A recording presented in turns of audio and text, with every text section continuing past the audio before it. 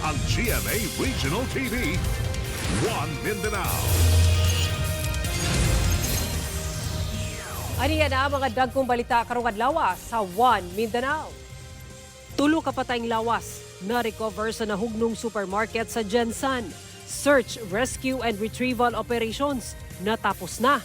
Ihap sa namatay sa magnitude 7.8 nga linog sa Mindanao, misa ka na sa 45. Duha ka magsuon, gidunggab sa Osami City. Usa sa mga biktima nakuhaan og video nga nagtaroy pa ang hinagiban sa likod. Lanao del Sur Representative Zia Adyong magpasaka og kasong cyber libel batok sa 18 ka ex-bodyguards ni kanhi Representative Zaldico sa Marawi City. Davao City Sports Development Division nakighiusa sa panawagan alang sa hustisya sa kamatayon sa student-athlete nga si Rene Baterbonia. House Speaker ug mga sakop sa new Senate Majority Bloc mibisita sa mga nalinugan sa Jensan ug Sarangani. Kini ang GMA Regional TV, One Mindanao. Mayong hapon, Mindanao. Ako si Sara Hilomen Velasco. Misa ka na sa 45 ang natalang namatay sa magnitude 7.8 nga linog sa Mindanao base sa datos sa National Disaster Risk Reduction and Management Council o NDRRMC. Sa impormasyong nakuha sa GMA Super Radio Davao, 33 sa mga biktima gikan sa Soc-Sargen Region ug 12 ang gikan sa Davao Region. Anaapasan sa 17 katao ang missing ug dulan 500 ang samaran. Moabot na sab sa kapin 33,000 ka magbanay sa Zamboanga Peninsula, Davao Region, Soc-Sargen ug Bangsamoro Autonomous Region in Muslim Mindanao o BARM ang apektado sa linog. Sa karon nagpadayon pa ang validation sa NDRRMC sa mga datos ug ang pagpahigayon og rapid damage assessment sa epekto sa linog. Sumala ni Edgar Dayang Hirang, ang Regional Director sa Office of Civil Defense Region 11, sa 12 nga namatay gikan sa Davao Region. 7 niini gikan sa Jose Abad Santos sa Davao Occidental, 3 sa lungsod sa Sarangani ug usa sa Malita ug laing usa sa Digo City sa Davao del Sur. Posible pa sab daw nga madugangan ang ihap sa mga namatay tungod nagpadayon pa ang search, rescue and retrieval operation sa mga biktima sa pagdahili sa yuta. Apan lisod matud pa maabot ang pipila ka mga lugar tungod sa kawadon sa mga dalan ug duna say hagit sa komunikasyon. Gumikan dunay mga lugar nga wala paggihapoy kuryente ug signal sa telecommunication. Sa karon nagagamit na og air assets sama sa helicopter ang OCD-11 alang sa paghatod og ayuda sa mga biktima sa linog. Na-recover na sa mga otoridad ang patayng lawas sa 3 ka mga empleyado sa nahugno nga supermarket building sa General Santos City atong sa magnitude 7.8 nga linog niadtong Lunes. Busa gitapos na sa mga otoridad ang search, rescue and retrieval operations. Gawa sa mga nahugno nga establisimento, ubay-ubay ka mga balay sab sa Barangay Kalumpang ang nangadanyos. Ani ang detalye. Wala miundang ang mga rescuers sa pagpangita sa mga nahibiling missing person sa nahugno nga usa ka supermarket sa Jensan. Luyo sa kadelikado sa posisyon sa estruktura sa nahugno nga commercial building. Gikamang sa mga personahe sa BFP Special Rescue Force ang ground aron pangitaon ang mga missing tungod kay halos mihalok na ang building sa ground. Ang kaning beam then kani is naka-tension ni siya, sir. Ang kaning tubo is naka load, naka weight bearing ni siya sa kisame. So kanilang gid ang nakaharang, sir, kaning beam. Dala sab nila ang ilang snake eye search camera aron dunay ma-monitor sa gawas ang mga panghitabo sa sulod. Palikon namin sir, reciprocating so na sir oh. Para in case na may ano sir, mas madali lumabas kasi kita sir na para ito sir, shoring to sir. 1.5 meters na yan? Ito sir, ito to. Oo, oo. Pero ikat muna namin to sir. Mag alas 4 sa kadlawon, malampusong nakita ang isa sa mga missing nga empleyado. Tail na niya. Sir, tail ni sir. Nakapantalon. Positive. Pantalon? Nakapantalon. Module din. Legs. Positive. Alas 11 Miyerkules sa gabi, na-recover na sab ang laing patayng lawas. Grabing kadaot ang hatod sa linog ni ining supermarket building dinhi sa General Santos City. Naatol nga higayuna, dunay tulo ka mga empleyado nga naa sa sulod. Kagabi, gitapos na sa mga otoridad ang search, rescue and retrieval operations human nga makuha na ang ilang mga patayng lawas. Sirado pa sab ang mga kasikbit nga mga establishmento. Gikan dito sa nahugno nga supermarket building, pipilala ka metros kining mga establishment dinhi sa barangay Kalumpang gihapon kung asa nakasirado pa hangtod sa karon. Tungod kay dunay nakita ang mga danyos o mga dagkong bitak nga kinahanglan pa matud pa kay pailawom sa assessment kung okay pa ba ang structural integrity sa mga building. Ug gani ato makita kining sa kung atubangan karon usa matod pa kini ka building sa usa ka salon. Apan karon di na gayud kini magamit tungod gipadapa gayud sa linog. Gawas sa mga establishmento, gatusan ka mga balay ang nangadanyos sa barangay Kalumpang. Ang amahan ni ining si Jamaica, usa ka stroke survivor, wala magdahom nga diri na siya mag-birthday karong adlaw sa barangay evacuation center. Sadid kay siya kasi syempre na pud mi nagdako pero wala man tay mabuhat sir kay naitabo naman na di na jud siya pwede mabalikan kay kung i-repair kung for example i-repair pa to siya dili gyapon siya kay for example kanang mabot gyapon ang ngani linog mag-collapse gyapon to siya kay ang ilang balay man god sa Upper Puting Bato nahugmak na. Ang pipila sa ilang mga silingan anaa sa tent gawas sa ilang mga balay. Isod kay sir oy, wala mi tubig gani karon. Wala pod mi kuryente kay wala mi gipataoran kay mahugmak naman ni siya. Oy, bis bahala na lang unta og kanang ingon ani ba magpuyo mi sa maglubog mi sa yuta basta dili na lang unta mabalik ang linog. Kung gikan ka sa highway, dili kayo di mo makita nga dunay mga nadanyos nga istruktura. Apan diha nga among gisulod kining Upper Puting Bato sa barangay Kalumpang. Ingaani day ka grabe ang epekto sa linog sa ilahang komunidad. Kani kining sa kabalay, isa lang ka kusog nga tulak, posible no nga mo bar down na gyud ni. Karon perting gubaa, tagilid na gyud ni. Kani akong ginatindugan karon. Agianan daw ni dati, pero karon semento na nga nabuak-buak na pulverized na ang kining mga pader nga nahugmak dinhi. Ug gani to makita ang uban pa nga mga balay. Kini nga balay ay tahirig na gyud ug usa lang pud matud pa kauyugan, posible nga mahunlak na gyud ni. Dunay 430 ka magbanay sa maong komunidad ang nanginahanglan og tabang. Wala pa jud sir ang hinabang diri nga paabot pagkaon, tubig wala. Ang vlogger lang nasa highway mao na magkinamrasay dito sir kung naay vlogger. Kay gusto pud nila mukaon. Sakit sa akong baltiagon nga akong mga sakop sa Upper Puting Bato dire. Wala mga opisyalis nagkagto dire nagtanaw sa kung anong tuwasyon sa amon sa Upper Puting Bato. Ang ginaginakanang namon tubig, pagkaon namon. Amo na namon ginapangayo namon. Sumala sa barangay, wala pa'y nangabot nga hinabang alang sa ilang mga residente. Gipaabot man gudaw ang listahan sa mga apektadong pamilya aron isumite sa hingtundang ahensya. Kasi hinihintay pa namin yung mga listing ng mga chairman so para masubmit namin doon. And I don't know, hindi ko pa alam kung anong maibigay ng DSWD. Mideklara na sila og state of calamity aron makapagawas og pondo. Apan sa kadaghanan sa mga pamilyang apektado, dili kini pasigo. Kauban si Bong Vicencio sa kamera. Ako si Orgil Relator. 1 Mindanao. Atong sayro ng dugang pang mga balita sa Mindanao. Makabanato si Argil Relator live sa General Santos City. Argil. Salamat, Sara. Mga kapuso, sensitibo ang video sa mosunod nga balita. Duha ka mga lalaki nga nagdisco sa usa ka barangay sa Ozami City ang gidunggab sa laing ilang nakabikil sa diskuhan. Ang detalye sa report ni James Paulo Yap.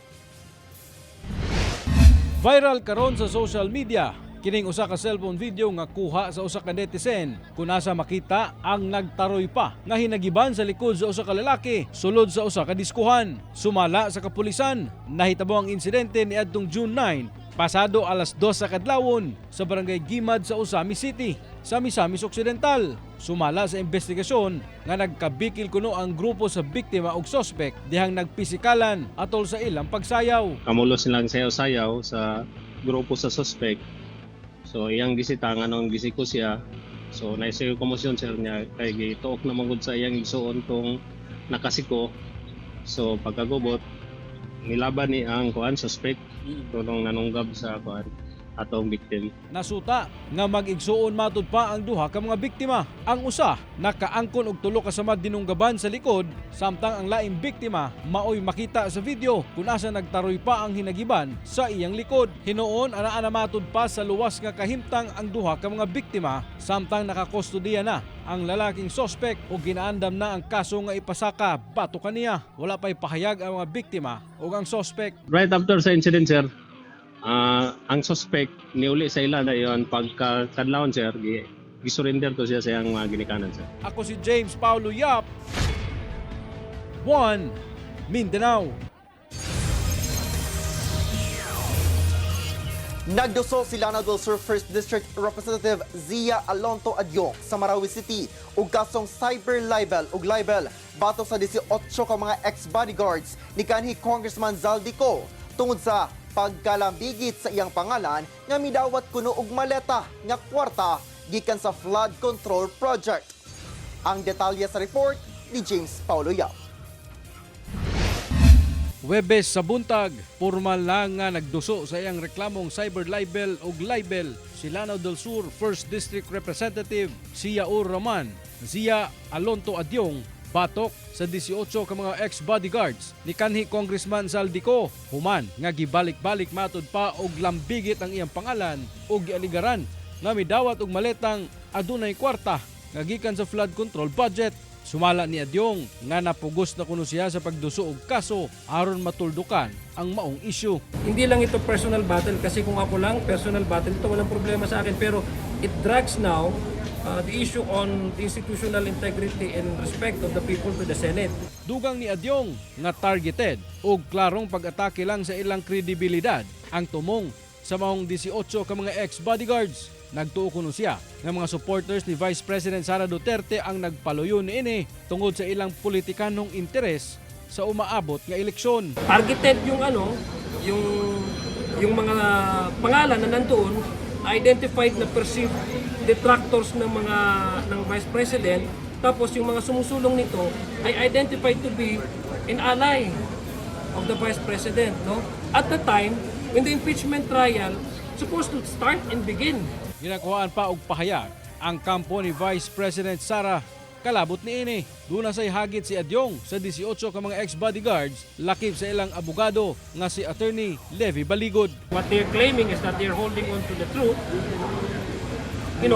Appearing before the Senate Blue Ribbon, whoever sits there as a chairman, does not matter to them. They should be there. Ako si James Paulo Yap, 1 Mindanao. TV ang GMA Regional TV, 1 Mindanao. Nakatakdang dalahon sa Davao ug sa Agusan del Sur ang patay lawas sa student athlete nga si Rene Baterbonia. Samtang padayon ang panawagan nga hustisya alang sa kamatayon niini. Atong sayro ng detalye sa live report ni John D. Esteban. John D. Sara, base sa examinasyon, asphyxia by drowning ang hinungdan sa kamatayon ni Rene Baterbonia. Samtang nakihiusap-usap ang Davao City Sports Development Office sa parawagan alang sa hustisya alang kang Rene Baterbonia. Dako pa unta og maabot sa natad sa basketball. Matud pa mamahimo unta siyang usa ka legendary player tungod sa iyahang talagsaong kaalam sa dula sa iyang pangindaron. Apan sa usa ka pamilukan, nahanaw ang tanan hasta na ang pangandoy sa bata nga makatabang sa pamilya. Kini ang subo nga sulti sa Davao City Sports Development Office sa kalit kapag kamatay ni Rene Baterbonia ato sa interview sa GMA Regional TV. Nailhan si Baterbonia sa natad sa sports sa Dakbayan, isip usa ka mapaubsanon ug dedikadong magdudua. Nahimo siyang Most Valuable Player o MVP sa 2025 palarong pambansa. Siya usab ang nangulo sa Davao Eagles aron makuha ang ilahang makasaysayanong unang bulawang medalya sa secondary boys basketball anang higayuna. I was with him during Palaro days. Rene is just a very humble person. Very humble, quiet, but he delivered, kid, no? He was one of the go-to guys pag abot din sa dula, okay? Very unfortunate lang to lose such talent that soon, that quick. Usa ang buhatan ni Aportadera sa nanawagan o gustisya sa kamatayon ni Baterbonia. I hope to be a wake-up call to the other, probably universities or schools or teams even, no, to make sure na unahon din nila ang safety good, no, welfare din as a player. Pag-abot na kanang i-entrust na gani sa ilaha ang player, no, so para sa point should be na utmost priority good ang safety good ang welfare sa player bago ang ubang mga punang. Samtang nakiduyog ang Davao City Council sa kasubo sa pamilya nila Baterbonia ug Divine Adili pinaagi sa giaprobahang resolusyon nga nagpasidungog sa ilang mga kontribusyon. Nanawagan usab sila ug usa ka walay ginapigan nga investigasyon sa ilang kalit nga kamatayon. Samtang migawa sa postmortem examination nga asphyxia by drowning. Unahutdan og ginhawa ang gikamatay ni Baterbonia dihang nalumos sa Aurora. Ginahulat pa ang resulta sa pagsuta sa lawas sa namatay sab nga teammate niini nga si Adili. Gigawa sa Aurora MDRMO ang drone footage sa ilang retrieval operation sa duha ka atleta. Gitabangan sila nga madala sa baybayon human mapalgan sa lawom nga bahin sa dagat. Base sa investigasyon, sa hangtod hawak nga bahin sa dagat ang aktibidad sa grupo. Apan napadulong daw sila sa lalom nga bahin sa dagat ug naigo sa dakong balod ug nawala sila Baterbonia ug Adili. Napalgan sila sa kasikbit nga baybayon human sa 30 hangtod 40 ka minutos. Base sa affidavit sa mga naghatag og first aid, walay nakitang foul play ang Aurora Police. Sumala sa lifeguard sa resort, wala daw siya nakita nga weight sa lawas sa players, sukuhay sa impormasyon nga miabot sa inahan ni Baterbonia. Gitahasan na sab sa DOJ ang NBI nga magmugna og task force aron imbestigahan ang pagkamatay sa duha ka atleta. Nakatakdang dalakon sa Davao o sa Agusan del Sur ang patayng lawas ni Baterbonia. Sara ugma nakatakda nga ihaya ang patayng lawas ni Baterbonia sa Ateneo de Davao University Senior High School sa Bangkal. Humanian na one day ra na siya, humanian na ihatod siya sa Agusan del Sur. Sara. Okay, daghang salamat, John D. Esteban. Pipila ka mga gambalay sa Davao City ang dili pa pwedeng pasudlan ug ipagamit human na sinati ang magnitude 7.8 nga linog. Sa impormasyon nga nakuha sa GMA Super Radio Davao, anaa sa 7 ka mga pribadong gambalay sa Davao City ang giisyuhan og red tag notice nga striktong dili ginapasudlan base sa assessment sa Office of the City Building Official ug Philippine Institute of Civil Engineers Davao City Chapter. Sa pahayag sa lokal nga panggamhanan, lakip sa mga naa sa red tag ang duha ka pribadong opisina sa usa ka mall sa Davao City. Usa ka tower, usa ka dormitory, bahin sa usa ka bangko ug building perimeter sa duha ka residences. Ang mga gambalay nga napailam sa red tag nakitaan matud pa og grabing danyos ug delikadong kapunduhan. Gikinahanglan pa kining ipailaom sa komprehensibong structural assessment ug ma-repair una makakuha og clearance sa ukbo. Samtang duna sa 22 ka mga istruktura sa syudad ang gipailaom sa yellow tag kon restricted use. Kini ang mga gambalay nga dunay nakita ang moderate nga danyos nga nagkinahanglan gihapon og repair alang sa full reoccupancy apan gikinahanglan gihapon aprobahan sa ukbo. Tumong sa gipagawas ng kamanduan sa buhatan nga masiguro ang kaluwasan sa mga residente, mga nagrenta ug sa publiko. Pipila ka adlaw human ang magnitude 7.8 nga linog, labing hagit karon sa DSWD 11 ang problema sa transportasyon sa paghatod og hinabang alang sa mga nalinugan. Aniya ang report ni John D. Esteban. Gipaugan na lang sa mga residente sa Barangay Kamahual, Balot Island, Saragani, Davao Occidental ang nabasa nga bugas tungod na abtan sa pagsakas sa tubig dagat human sa magnitude 7.8 nga linog niadtong Lunes. Ginaginot kini sa mga residente aron dunay makaon kay nabalda ang panginabuhian. Ang mga balay gipahapa sa kusog kapag tayog. Ang resulta, naganto sa lang una sila sa mga tolda. Sa Barangay Batuganding, nangaliki ang yuta. Kini nga kasada, motor na lay makaagi. Bisan asa kamutanaw, nangalusno nga balay ang makita. Yan, tingnan mo ang mga bata, kawawa. Wala nang bahay lahat. Paano na ito? Walay signal. Maglisod mi og kontak sa mga parente namo sa mga syudad kay layo kayo diri ang syudad. Labi na ang General Santos City, 5 to 6 hours pa. Ang Mabila Port sa Balot Island, mao ang labing nadanyos kapantalan sa linog niadtong Lunes sumala sa Department of Transportation. Dinhi makita ang dagko nga mga liki. Naal sa sabding bangka ug napatong na sa pantalan sa kalit nga pagsaka sa dagat. Hinuon, gipadali na ang pag-ayo niini aron masiguro ang kaluwasan sa mga pasahero ug dili madelatar ang patigayon sa lungsod. Gihaturan na sab sa Coast Guard District Southeastern Mindanao sakay sa BRP Malamawi ug mga modular tents ug uban pang relief items gikan sa DSWD ang mga apektadong residente sa lugar. Sumala sa DSWD 11, ana sa 2,000 food packs ang nahatag na ngadto sa Jose Abad Santos ug Sarangani sa Davao Occidental. Nga maoy pipila sa mga labing apektado sa linog. Giatubang karon sa ahensya ang hagit sa transportasyon paingon sa Badut Island nga nanginahanglan og barko di Bakaha Air Assets. Nakipsab sa hagit ang mga nangabungkang nga dalan paingon sa Jas. Ang talagang hamon namin dito nasa dalawang munisipyo ng Davao Occidental, itong Jas at sa Badut Island. Ang hamon namin is yung transportation. No? Sa Badut Island, kailangan mo ng barko o kaya sasakyang pandagat o kaya sasakyang panghiipawid para may bigay natin yung tulong sa kanila. Pangalawa, sa Jas naman, although may daan naman tayo pero sira naman, hindi ganon kabilis ang pagbibigay natin. Sa pagkakaron, parayo ng ilahang koordinasyon sa lokal nga panggamhanan ug ubang ahensya aron masiguro nga parayon ang pag-abot sa mga hinabang. Jandy Esteban, One Mindanao.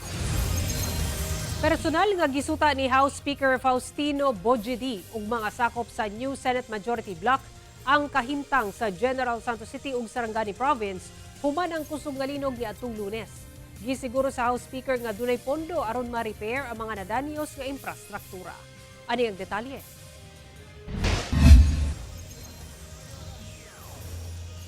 Sayong miabot si House Speaker Faustino Bojedi sa General Santos City International Airport. Gilayon kining nagpahigayon og inspeksyon sa mga danyo sa airport.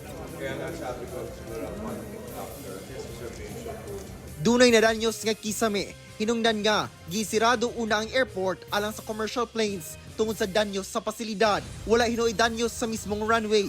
Nagtinabangay matud pa ang mga miyembro sa House of Representatives aron dunay budget alang sa pag-ayo sa mga nadanyos nga infrastruktura. Ang ating mga kinatawan ng inyong riyon ay pagtutulungan po namin para matiyak na nandun siya sa loob ng ating proposed budget for next year para masiguro natin magawa yung mga dapat na magawa ng mga kalsada, mga tulay. May bisita sabsiya sa Sarangani Province ug nakikpulong sa mga opisyales. Lakip sa giadtuan ang Emergency Command Center sa Sarangani PDRMO. Dinhi gipahibalo kaniya ang ulahing sitwasyon, labi na ang akses sa dalan padulong sa lungsod sa Glan.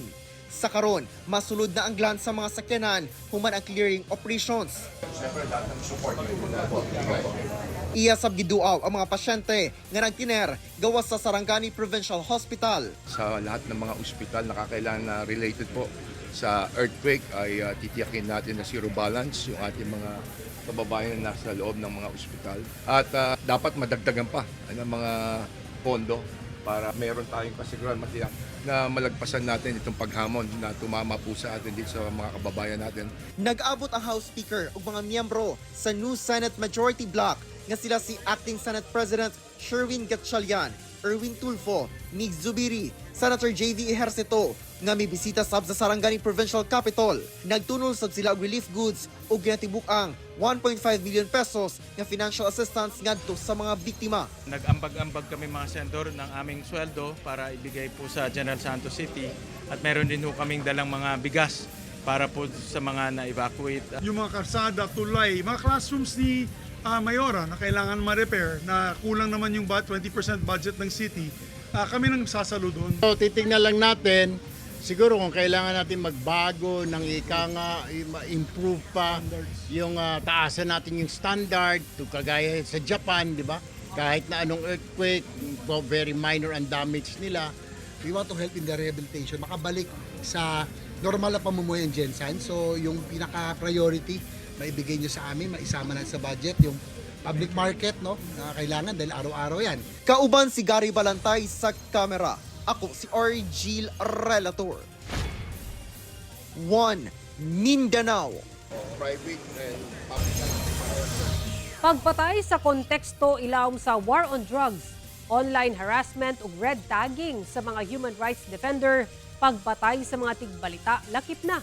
Kadugay sa paghatag sa mga ancestral domain sa mga indigenous people kun IP, pipi na lang sa mga nagpadayong human rights violations nga nasinati sa nasud. Sumala sa Amnesty International Philippines ug NCIP Bukidnon atol sa ilang pagbisita sa Cagayan de Oro City. Ano report ni Cyril Chavez? Mga nagpadayong pagpatay, ilawom sa konteksto sa war on drugs o anti-illegal drugs operation nga resulta sa pagkamatay sa mga target. Ingon man, nagpadayong pagpatay sa mga miyembro sa media nga dugay matagaan og hustisya. Pipila lamang kini sa mga nag-unang human rights violations nga nagpadayong nasinati sa nasod sukad tuig 2025 hangtod karong 2026. Sumala sa Amnesty International. Ang grupo may bisita sa Cagayan de Oro City aron ipadayag ang resulta sa ilang mga pagtuon. Lakip na ang ilang mga laka nga ginahimo.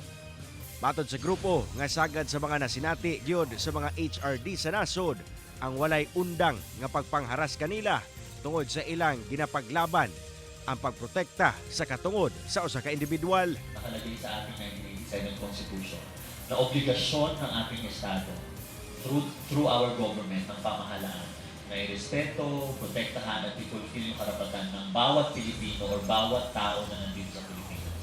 At kasama dyan yung,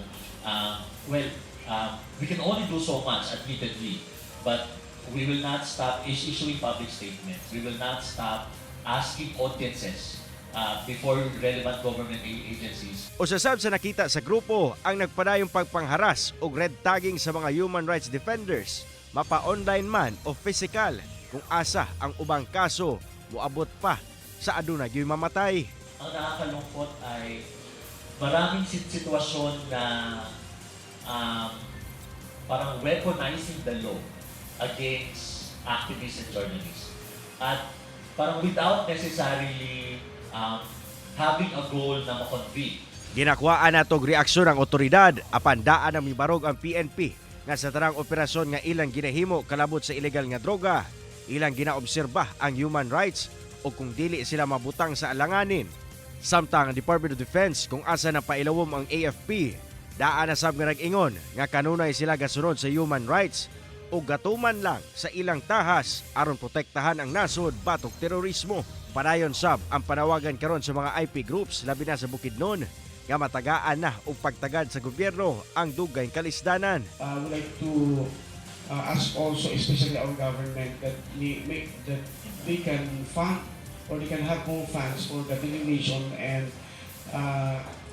titling of our ancestral domains, because that is one of the reasons why there is a delay of the titling, having a certificate of ancestral domain title, because there's no such fund for the processing of the ancestral domain. Karon, gitutukan sa grupo ang pag-awag sa Kongreso ug Senado nga mapasa na ang Human Rights Defenders Protection Act nga naglaraw maprotektahan ang mga aktivista, environment defenders, journalist ug mga kritiko sa gobyerno. Kauban si Jaybert Pairat, Cyril Chavez, Warren, Mindanao.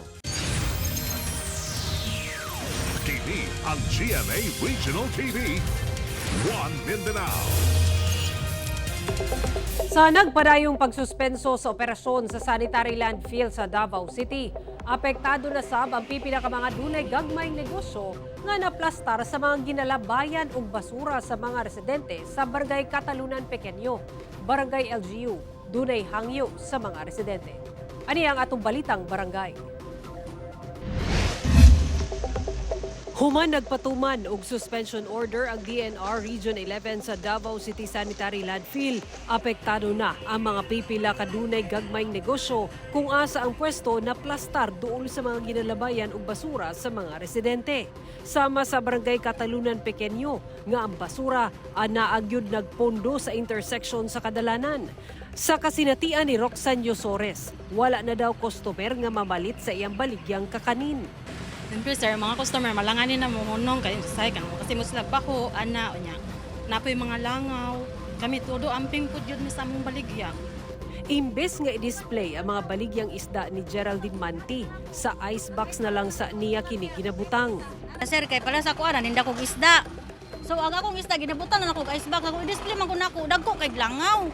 So ang langaw inigawa di na ba gyud siya totally normal nga langaw kana yung mga green na ba.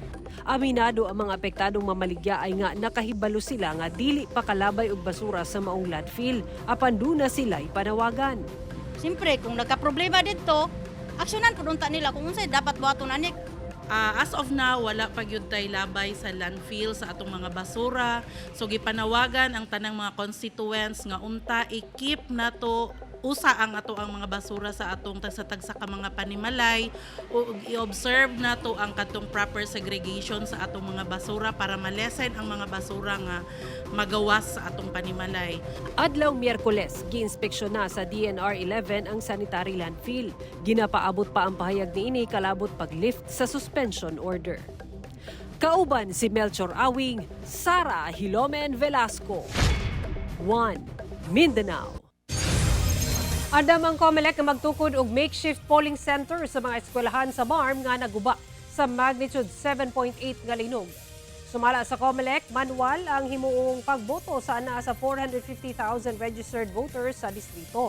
Ipagawas daw sa COMELEC ang special elections calendar o gabayan sa pagpatuman sa gun ban sa mga musunod nga adlaw. Ginatanaw na sabdaw sa COMELEC ang mga polling center nga naapektuhan sa magnitude 7.8 nga linog. Andam daw sila magtukod og makeshift polling sites kung naguba ang mga eskwelahang gamiton dapat sa eleksyon. Ipwesto daw kiniduol sa mga tulunghaan aron dili na maglisod ang mga botante. Sa September 14 ang Bangsamoro Parliamentary Elections ug sa November 2 ang Barangay and Sangguniang Kabataan Elections. Gipangunahan ni NBI Director Melvin Matibag ang groundbreaking ceremony sa tukuron nga bagong regional office sa NBI sa El Salvador City. Sulod sa 2,500 square meter nga luna, kinsa nga gidonar sa El Salvador City LGU, tukuron ang tulukanda ng opisina sa NBI 10. Matud ni NBI Director Attorney Matibag ana sa 60 million pesos ang gialokar nga pondo sa ahensya alang sa maong proyekto. Mamahimo ninyo makita kini episode pag-usab ug uban pang lokal nga balita pinaagi sa pagbisita sa official website sa GMA Regional TV o bisitahan ang among official YouTube channel ug i-click ang subscribe button para sa pinakaulahing balita sa mga rehiyon. Ug mao kato ang mga ulahing balita sa Mindanao karong adlaw. Daghang salamat sa atong mga kapuso sa Mindanao nga nagalantaw kanamo ug sa atong mga kapuso abroad. Kami ang GMA Regional TV 1 Mindanao. Walay gidapigan, walay giprotektahan kani adto ug karon. Serbisyo tinuod lang.